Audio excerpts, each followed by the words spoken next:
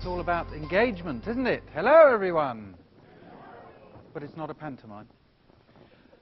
Okay, so thanks very much to Ian for setting me up very nicely to talk to you about some of the lessons I learned from writing this book. Pioneers of Digital: Success Stories from Leaders in Advertising, Marketing, Search and Social Media. Thanks to the premise of the book was to tell their stories, because they'd never been told before, but then also to extract and try and figure out what was it about these people that really made them a success.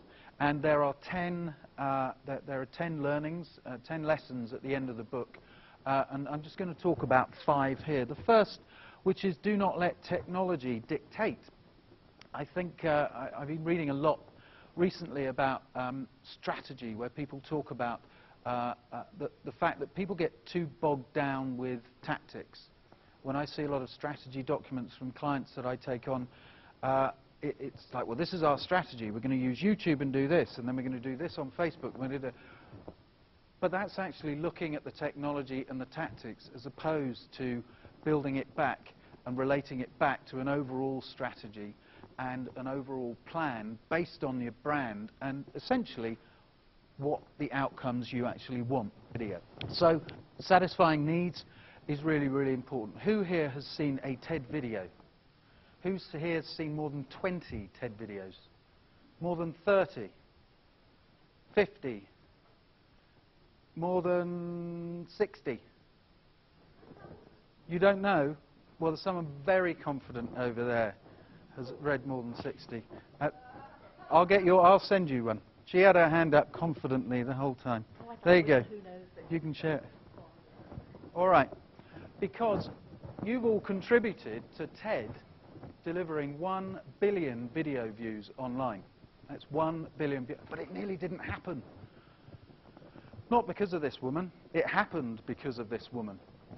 Back in 2005, she was asked to help Chris Anderson open out the TED conferences to the world.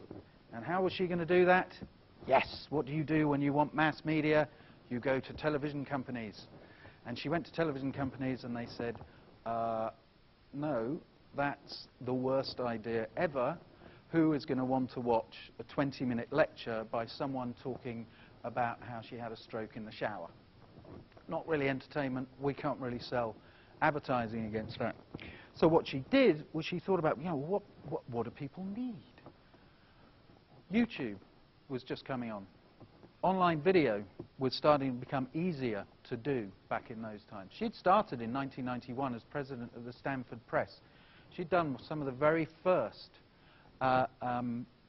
online video, because the people at Apple were just down the road and they let them have a free copy of QuickTime and they put this on their intranet and all this kind of stuff. So she went back to 1991 and got all her learnings, and a friend of hers called Wish Now, who's an editor chap, and they said, okay, well, what do people need? Well, they need to pass the time. They're reading blog posts. Why can't they watch videos? Why can't they be interested in that kind of intersection of, I've got the internet, as Ian talks about that intersection, I've got the internet, and I'm interested in philosophy, or I'm interested in theology, or I'm interested in architecture. So that's where they started building out those videos. And what you don't know, or may not know, is now those videos are so supremely edited. They have 8 cameras at any one time focusing on. And next time you watch one, you will never see someone saying, oh yes, hello, very nice to meet you. Sorry I'm late. Yeah, it's nice, sun shining. They cut straight to the start of it. You never hear an if, a but, a stumble. You never see anything that isn't a crisp, lean-forward experience, which is why you suddenly get to the end of that 18-minute video and you're like, wow, that was amazing. My God, I just actually watched something on YouTube for 18 minutes. There are my contact details. Visit the website. Thanks for listening. Thanks to Jen for having me. And be happy to take any questions.